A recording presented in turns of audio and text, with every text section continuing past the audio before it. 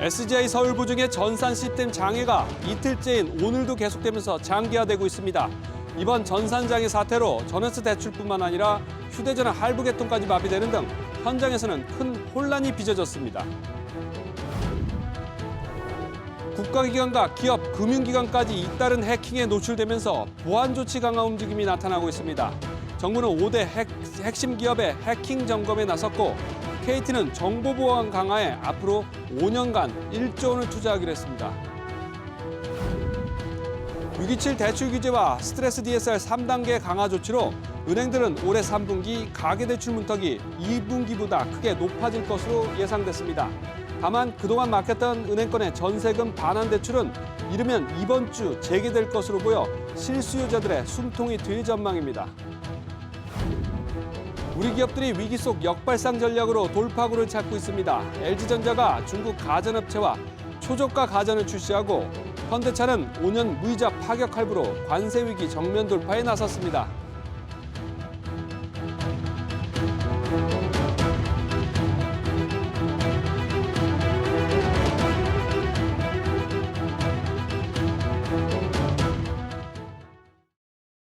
여러분 안녕하십니까?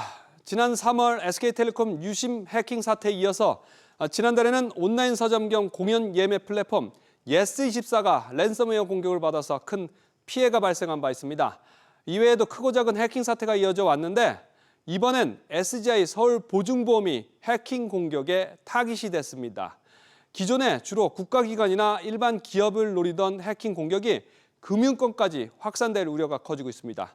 오늘은 SGI 서울보증 해킹 사태와 정부와 기업의 보안 강화 움직임부터 전해드리겠습니다. SGI 서울보증보험의 전산 시스템 마비 사태가 이틀째 이어지고 있습니다. 전월세 대출뿐 아니라 휴대폰 할부 대출까지 마비되며 큰 혼란이 빚어졌습니다. 오서영 기자. 네, 오서영입니다. 아직도 전산장애 복구가 안 됐다고요? 현재 작업 어떻게 진행되고 있나요? 네, 금융감독원과 금융보안원까지 모두 아직도 현장에 나가 있습니다. 금융감독원은 서울보증의 전자금융거래법 위반 여부를 점검하고 있는데요. 신뢰성을 확보할 수 있도록 전자적 장치나 관련 정보기술 등을 충분히 갖췄는지 살펴보기 위해서입니다. 이를 위해 점검 인력은 2명에서 3명으로 늘리기도 했습니다.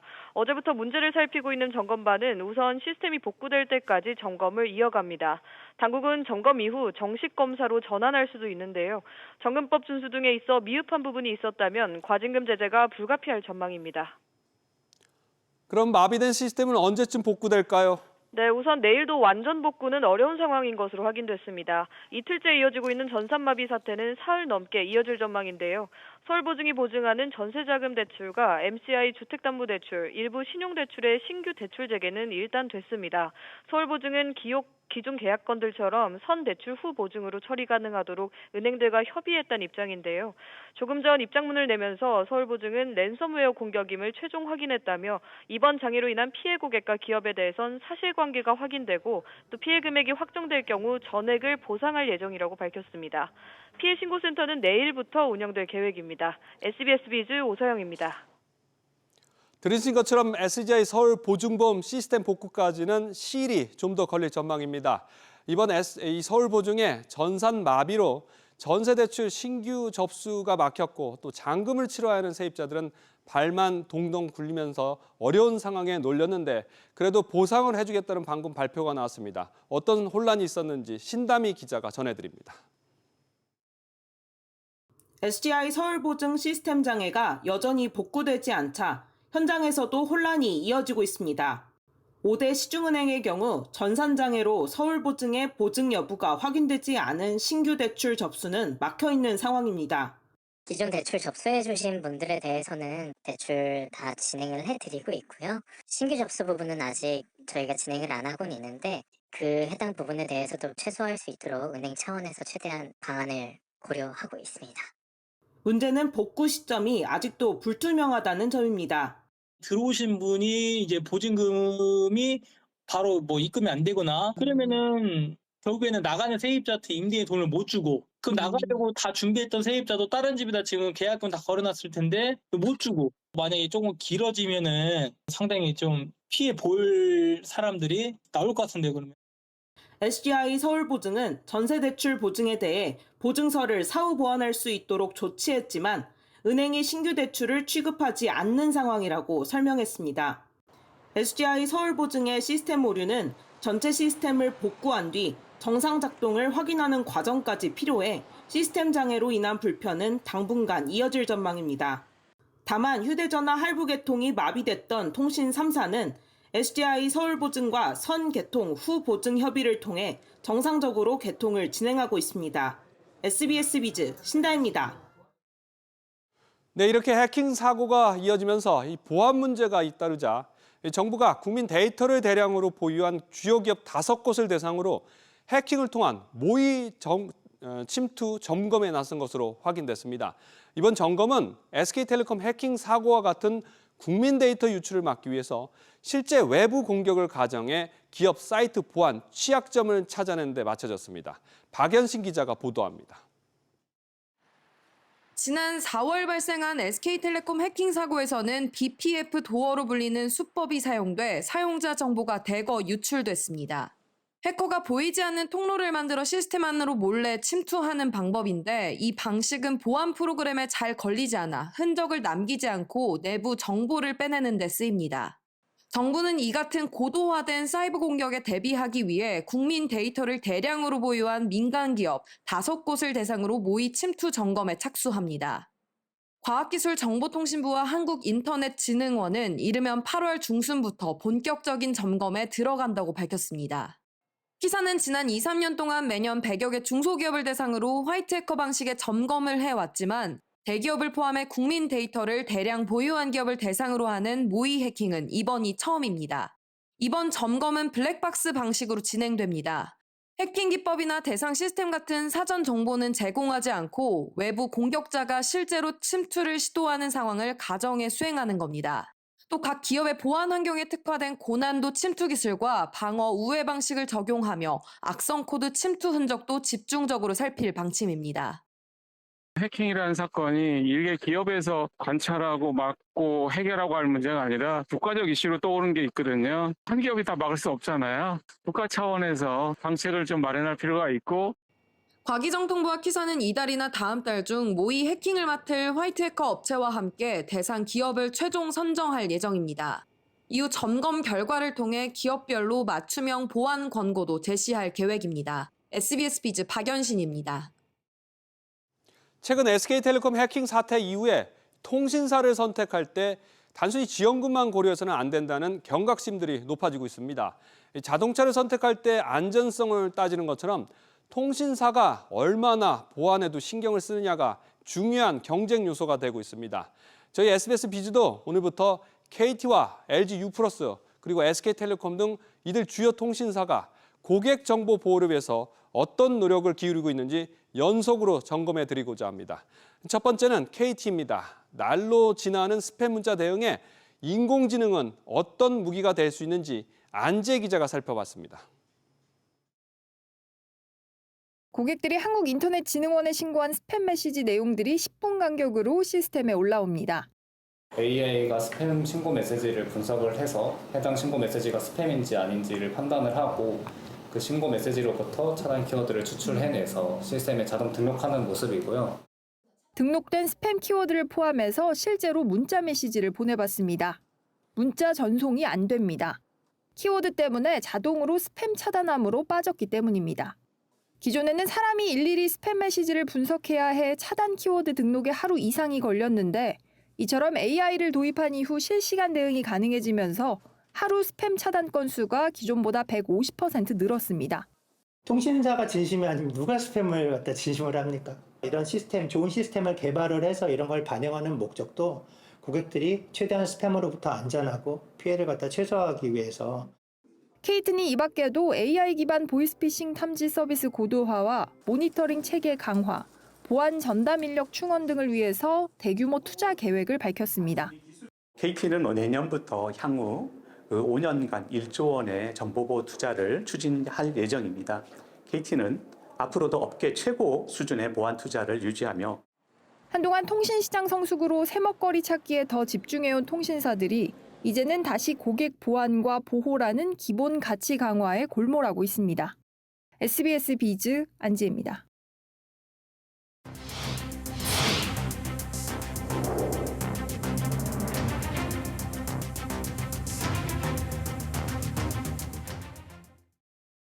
지난달 서울 집값 상승폭이 6년 10개월 만에 가장 컸던 것으로 나타났습니다. 특히 송파구는 7년 6개월 만에 가장 큰 폭으로 상승했습니다. 집값 상승 기대감이 커지면서 가계대출이 급증했고, 그래서 가계대출의 부동산 시장 쏠림을 차단하기 위해서 627 대출 규제가 전격적으로 시행됐습니다. 여기에다가 이번 달부터는 스트레스 DSR 3단계 조치까지 시행됐습니다. 이런 고강도 대출 규제가 시행되면서 앞으로는 가계대출의 문턱이 훨씬 높아질 것으로 전망됩니다. 그런데 은행권 주택담보대출 변동금리의 기준이 되는 이 코픽스는 더 떨어져서 지난 2022년 6월 이후에 3년 만에 최저치를 기록했습니다. 하지만 은행권이 3분기에 대출을 더 조일 것으로 예고했기 때문에 실질금리 인하로 이어질지는 불투명합니다. 자세한 내용 취재기자 연결해 보겠습니다. 이한나 기자. 네, 이한나입니다. 지난달 코픽스가 더 내려갔다고요? 얼마나 됐나요? 네, 그렇습니다. 은행권 주택담보대출 변동금리의 기준이 되는 코픽스 자금조달비용 지수는 9개월 연속 떨어졌습니다. 지난 6월 신규 취급액 기준 코픽스는 2.54%로 전월 2.63%와 비교해 0.09%포인트 하락했습니다. 코픽스는 국내 8개 은행이 조달한 자금의 가중평균 금리로 은행이 실제 취급한 예적금, 은행채 등 수신 상품의 금리 변동이 반영됩니다. 시중은행들은 내일부터 신규 주택담보대출 변동금리에 떨어진 코픽스 금리를 반영할 예정입니다. 하지만 은행들은 대출 문턱을 더 올린다고 예고했는데 그럼 어떻게 되는 건가요? 네, 정부의 627 부동산 대책 후 주요 시중은행들은 모두 주택담보대출 금리를 올렸습니다. 코픽스 금리가 내려가는 가운데에서도 이자 마진을 뜻하는 가상금리를 올려 수요 억제에 나선 겁니다. 은행권은 3분기에 대출을 더 조일 걸 예고했는데요. 한국은행에 따르면 3분기 은행의 대출 태도 종합지수는 마이너스 17로 전분기 마이너스 13보다 4포인트 떨어졌습니다. 특히 대출 주체별로 보면 가계주택대출이 마이너스 31, 신용대출 등 일반대출 마이너스 22로 2분기 각각 마이너스 11이었던 것과 비교해 뚜렷하게 태도 강화 전망이 늘었습니다. 한은은 스트레스 총부채 원리금 상환 비율 3단계 규제가 7월부터 도입되는 데다가 가계부채 관리 강화 방안이 추가 시행되면서 가계주택 관련 대출, 신용대출 모두 태도가 강화될 것으로 예상됐다라고 설명했습니다. SBS 비즈 이한나입니다. 이렇게 올 3분기 대출 문턱은 좀 높아지는데 이번 627 대출 규제 이후에 멈췄던 전세금 반환 대출은 이번 주부터 재개될 것으로 보여서 실수요자들의 숨통은 좀 트일 전망입니다. 규제 이전에 계약한 사람에게는 1억 원 초과 대출도 가능하다고 했지만 막상 은행 창구에서는 대출이 막히거나 설명이 제각각이라 혼란이 컸습니다. 그런데 이 새 약정서 작업이 이제 마무리 단계에 들어갔다고 합니다. 채나리 기자. 네, 채널입니다. 그동안 뭐가 문제였던 겁니까? 네, 금융당국이 627 규제 이전에 이미 계약을 마쳤다면 전세, 즉 임차보증금을 반환해 주려는 목적의 주택담보대출은 생활안정자금 1억 원 제한 규제에서 예외입니다. 지난주 국민은행은 유일하게 주택담보대출 창구를 정상화하면서 실수요자들이 몰렸는데요. 정상화 소식과 달리 막상 은행에서는 전세자금 반환 대출이 여전히 이뤄지지 않았습니다. 전산 작업이 마무리됐음에도 유독 전세금 반환 대출만 막힌 겁니다. 확인해보니 은행권이 공동으로 지난달 발표된 대출 규제를 반영해 대출 약정서를 새로 만들고 있었기 때문인데요. 영업점마다 설명이 제각각이어서 실수요자들만 대출이 안 나올까 하는 걱정에 불안감이 큰 상황입니다. 그럼 언제쯤 이 막혔던 대출이 실제로 풀릴까요? 네, 업계에 따르면 약정서가 거의 마무리 단계여서 금융감독원의 절차만 거치고 나면 대출이 가능해질 전망입니다. 이르면 이번 주 내 대출 실행이 될 것으로 보이는데요. 새 약관에는 예외 대상인 지난달 27일 이전 계약에 한해 1억 원이 넘는 대출이 나갈 때 세부 취급 조건이 담기게 됩니다. 핵심은 기존 은행업법 감독 규정을 준용하는 점입니다. 임차보증금의 사용 금지, 또 자력으로 임차보증금 반환 가능한 경우가 아닐 것 등의 조건이 있고요. 실거주 국적이라면 대출 취급일 기준 1개월 이내 전입신고서를 제출하고 2년 동안 거주해야 합니다. 다만 실제 대출 문턱은 더 높아질 수 있습니다. 금융당국 관계자는 기본 규정일 뿐 총량 관리 차원에서 은행별로 조건을 더하는 것은 자율이라며 추가 규제 가능성을 열어놨습니다. SBS 비즈 최나리입니다. 이런 가운데 대대적인 빚 탕감을 추진 중인 정부가 장기 연체된 빚 문제를 구조적으로 손보기로 했습니다. 소멸시효가 완성된 빚은 가감히 소각하고 취약계층과 소액 채무자는 더 이상 무기한 추심에 시달리지 않도록 제도를 손보겠다는 계획입니다. 유선우 기자, 빚 탕감을 정리해야 한다는 게 무슨 뜻인가요?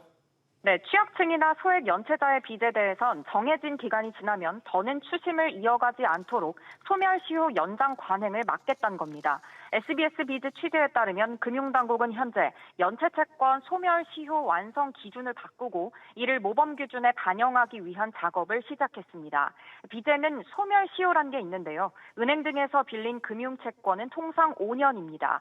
시효가 완성되면 이른바 죽은 채권이 돼 채무 변제 의무가 사라지고 추심도 할 수 없습니다. 하지만 금융사가 시효를 계속해서 연장하면 소용이 없는데요. 취약층이나 소액 채무자에겐 시효 연장을 못하도록 지난 2018년 모범 규준이 도입됐지만 이후에도 관행이 개선되지 않아 보완이 필요하다는 게 당국의 판단입니다. 배드뱅크가 일시적인 정리였다면 이번엔 상환 능력이 없는 취약차주의 실질적으로 끝난 빚을 제도적으로 정리해 장기 추심의 고통을 덜겠다는 취지입니다. 특히 회수 가능성과 관련한 모호한 예외 조항이 금융사에 의해 자의적으로 해석되어 온 만큼 이를 방지하기 위한 규정 개정도 논의될 것으로 보입니다. 당국은 최근 실태 파악을 위한 데이터 수집 작업에 착수했습니다. 그럼 이미 소멸시효가 완성된 채권들은 어떻게 되는 건가요? 네, 당국은 제도 개선과 별도로 금융사들이 들고 있는 시효가 완성된 연체 채권을 즉시 소각하도록 할 방침입니다. 소멸시효가 완성되면 채권은 자동으로 소각되는 게 아니라 금융사가 원하는 때 자율적으로 소각하는데요. 소각 전 채무자가 소멸시효가 지난지 모르고 돈을 일부라도 갚게 되면 채권은 부활하고 연체 기록도 남게 됩니다.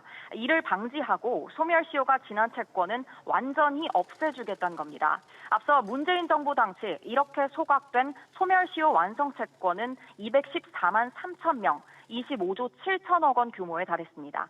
SBS 비즈 류선우입니다. 미국의 관세 파고와 중국 저가 공세 사이에서 끼인 우리 기업들이 기존과는 다른 파격적인 전략으로 생존 돌파구를 찾고 있습니다. 당장 제품 가격을 올려서 눈앞의 수익성에 집중하기보다는 장기적인 방향을 그리면서 역발상을 꾀하고 있습니다. 이 내용은 최주수 기자가 전해드립니다.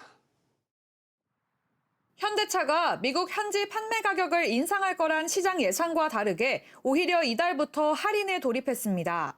현지에서 주로 생산되는 투싼과 산타페 등 19개 차종에 대해 최대 10%를 깎아주기로 했습니다. 또 팰리세이드 등 3개 차종에 60개월 무이자 할부도 해주는데 모두 현지에서 잘 팔리는 차종들입니다. 현지에서 생산하는 차종 같은 경우에는 관세에 대한 부분들이 우민 실행폭이 넓기 때문에 좀 더 활부라든지 좀 더 공격적인 부분들, 판매율을 훨씬 더 올려서 효과를 좀 더 극대화한다는 전략. 토요타 등 다른 완성차 기업들이 가격을 올리는 행보와 대조적인데 영업이익에 연연하기보다 이번 계기를 점유율 확대 발판으로 삼겠다는 전략으로 풀이됩니다. LG전자는 적과의 동침을 결정했습니다. 중국 가전업체들이 저가 공세로 시장을 잠식하고 있는 상황을 타개하기 위해 이달 말부터 중국 업체와 냉장고 등을 기획 단계부터 합작 개발하기로 했습니다. 중저가 시장은 중국이 먹고 있는 상황에서 LG전자 입장에서는 중국 시장의 마켓 셰어의 장악력이 높아지는데 협업을 통해서 방어할 수 있는 것이고 중국 입장에서는 LG 브랜드 파워가 필요한 것이고 미국 관세에 치이고 중국 물량에 밀린 우리 기업들이 위기를 기회로 바꾸기 위해 기존의 성공 공식을 깨고 있습니다. SBS 비즈 최지수입니다. 구글이 유튜브 프리미엄 요금제에서 음악 듣기 기능을 뺀 동영상 단독 구독 상품을 올해 안에 국내에서 출시하기로 했습니다. 끼어 팔기 의혹과 관련한 공정위 제재를 피하기 위한 목적인데 요금은 프리미엄 상품보다 절반가량 낮게 책정됐습니다. 조슬기 기자, 먼저 구글이 마련한 시정안 내용 어떻게 되나요? 네, 공정거래위원회와 구글이 유튜브 뮤직 끼어 팔기 논란을 해결할 잠정 동의 의결안을 마련해 오늘 발표했습니다. 동의 의결은 해당 기업이 소비자 피해 구제와 원상 회복 등의 자진 시정 방안을 내놓고 공정위가 타당성을 인정하면 법 위반을 판단하지 않고 사건을 마무리하는 것을 뜻합니다. 이번 동의안의 핵심은 이 구글이 프리미엄 요금제에서 뮤직 앱을 뺀 이 프리미엄 라이트 요금제를 연내 출시하겠다고 밝힌 부분입니다. 가격은 안드로이드 웹에서 한 달 8,500원, 애플의 모바일 운영체제 iOS에서 한 달 1,900원으로 잠정 결정됐습니다. 기존 프리미엄 요금제 가격의 약 60% 내외 수준으로 라이트 요금제를 운영하고 있는 해외 6개국과 비교해 가장 낮은 편이라고 공정위는 설명했습니다. 또 라이트 요금제 출시 후 1년 동안 가격을 올리지 않는 한편 이후 3년간 유튜브 프리미엄 대비 라이트 요금제 가격 비율도 주요국보다 낮게 유지하기로 했습니다. 이 같은 잠정 동의 의결안은 한 달간의 의견 수렴 과정을 거쳐 최종 확정됩니다. 그럼 이외에도 이 소비자들에게 돌아갈 혜택은 뭐가 있을까요? 네, 신규 가입자를 포함한 라이트 요금제 전환 이용자들에게 모두 75억 원 상당의 2개월 무료 서비스가 제공됩니다. 통신사 등 이 리셀러, 이 재판매사와 이 라이트 요금제를 할인된 요율로 제공하는 75억 원 상당의 소비자 혜택 역시 추가로 마련하기로 했습니다. 이렇게 되면 라이트 요금제와 OTT, 인터넷 통신 결합 상품 등이 나올 수 있어 200만 명 넘는 이 국내 소비자들이 혜택을 받을 것으로 공정위는 내다봤습니다. SBS 비즈 조슬익입니다. 때이른 폭염이 물러가고 폭우가 찾아왔습니다. 이번 주 내내 비 소식이 있는데 이번 비가 물러가면 또 본격적인 폭염이 시작될 전망입니다. 이에 일정 기온 이상의 폭염에서는 휴식을 보장하는 방안이 시행됩니다. 서주영 기자, 폭염이 어느 정도 돼야 휴식이 보장되는 건가요? 네, 체감 온도가 33도 이상인 작업 장소에서 일할 경우 2시간마다 20분을 쉬어야 하고요. 35도가 넘어가면 4시간마다 15분 휴식과 함께 오후 2시부터 5시는 아예 바깥 작업을 할 수 없도록 했습니다. 고용노동부는 이 같은 내용의 산업안전보건 기준에 관한 규칙 개정안을 모레부터 시행한다고 밝혔습니다. 관련한 현장 불시 점검도 강화하는 한편 열사병에 따른 근로자 사망 사고가 발생하면 중대재해처벌법과 관련한 수사를 진행하기로 했습니다. 그런데 이제 기업마다 근무 형태와 작업 환경이 다 다양할 텐데 이에 따라서 어떻게 적용되는 건가요? 현장 여건에 따라서 유연화된 조치도 병행됩니다. 이를테면 33도 이상일 때 기본 규칙은 2시간마다 20분 휴식이지만 이 범위 안에서 작업 특성에 따라 1시간마다 10분 휴식 등으로 쪼개서 적용할 수 있습니다. 또 공항과 항만, 콘크리트 타설 등 중간 휴식에 따른 중대한 운영 차질이 우려되는 경우에는 근로자의 체온을 낮춰줄 수 있는 냉각 의류나 개인 냉방 장치 등을 지급하는 예외도 허용됩니다. 폭염에 취약한 건설, 물류대 기업들은 대체적으로 휴식 제도를 선제적으로 운영하고 있는데 문제는 소규모 업체들입니다. 특히 택배기사나 배달 라이더들은 업체 소속이어도 자영업자로 분류되는 특수형태 근로종사자여서 제도의 보호를 받기가 어렵습니다. 관련해 정부는 외부 작업이 많은 50인 미만 사업장에 대해 이동식 에어컨과 제빙기 등 장비 지원에 350억 원을 투입한다는 방침입니다.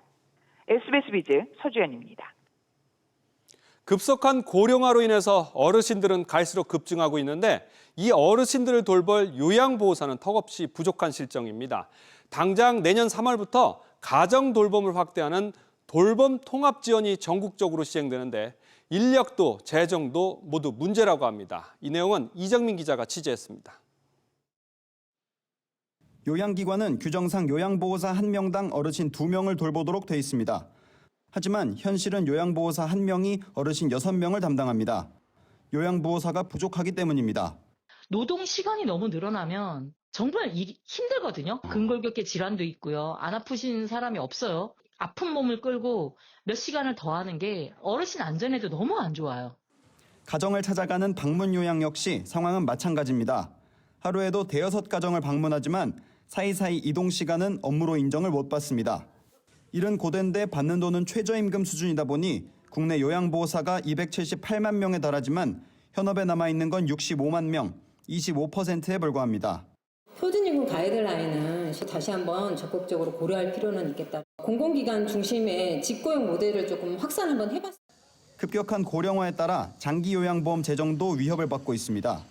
올해에만 18조 원 넘게 지출되면서 재정 수지가 적자로 돌아설 전망인데다 준비금도 6년 뒤면 소진될 것으로 추산됩니다. 돌봄 통합 지원 시행이 불과 7개월여 앞으로 다가왔지만 풀어야 할 과제는 산적해 있습니다. SBS 비즈 이정민입니다. 그림을 사고 전시할 수 있게 대여해주면 저작권료를 주겠다면서 재테크를 권유했다가 약속된 수익금을 돌려주지 않는 이른바 아트테크 사기가 기승을 부리고 있으니까 조심하셔야겠습니다. 수백억 원을 투자한 투자자들은 돈을 돌려받지 못할까 봐 안절부절 못하고 있습니다. 이 내용은 이정민 기자가 전해드립니다. A씨는 지난 2019년 한 재테크 강의에서 자신을 재무설계사로 소개한 B씨에게 투자 제안을 받았습니다. 보험 설명부터 시작해서 그림 투자 설명, 다른 여러 가지 투자를 설명을 하면서 본인이 자산 관리사로 자산을 지켜줄 수 있다. B씨가 제안한 건 고수익 미술품 재테크. C 갤러리를 통해 그림을 사고 다시 갤러리에 대여해 전시하게 해주면 연 12%의 저작권료를 지급하겠다고 말했습니다. 계약이 끝나면 A씨가 구매했던 금액으로 갤러리가 그림을 다시 사겠다고도 했습니다. A씨는 갤러리와 2억 원 상당의 계약을 맺었지만 지난 4월부터 저작권료를 못 받고 있습니다.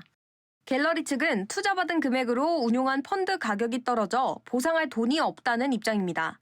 만약 투자자들이 소송을 제기해 펀드를 팔게 되면 원금의 일부만 회수할 수 있다고 주장했습니다. 294억 원을 받았다고 얘기를 하고 있습니다.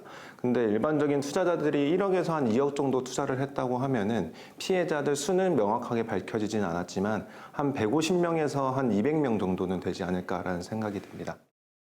취재진은 투자자들의 우려에 대한 입장을 듣기 위해 해당 갤러리를 찾고 수차례 연락도 취했지만 아무런 답변을 듣지 못했습니다. 서울 서초경찰서는 해당 갤러리 대표 등을 사기죄 등의 혐의로 수사에 착수했습니다. 최근 국내 미술시장 규모가 커지면서 아트테크 사기가 끊이지 않는 만큼 주의가 필요하다는 지적이 나옵니다. SBS 비즈 이정민입니다. 안녕하세요. K웨더 라이프스타일 예보 박성훈입니다. 오늘은 전국적으로 약한 비가 산발적으로 내리겠습니다. 이 비는 오늘 늦은 오후에는 그치겠는데요. 영남 지방에는 10에서 40, 많은 곳은 60mm 이상의 비가 오겠고요. 수도권과 충청, 전라와 제주에는 5mm 내외의 적은 비가 오겠습니다. 다만 강원도에는 늦은 밤까지 비가 이어지며 40에서 80, 많은 곳은 120mm 이상의 비가 내리겠습니다. 내일은 전국적으로 강하고 많은 비가 예상됩니다. 내일 오전 전라와 충남에 비가 시작돼 오후에는 전국으로 확대되겠는데요. 수도권과 강원 영서에는 50에서 100, 많은 곳은 150mm 이상 매우 많은 비가 내리겠고요. 충청과 전라, 경상권에는 20에서 60, 100mm 이상 많은 비가 오는 곳도 있겠습니다. 이 밖에 제주에는 5에서 20, 동해안에는 5에서 30mm의 비가 예상됩니다. 비 피해 없도록 시설물 관리와 안전사고에 주의하시기 바랍니다. 다음은 자세한 내일 날씨입니다. 중부지방 하늘 흐린 가운데 내일 오후부터 비가 내리겠습니다. 아침 기온은 23도 내외고요.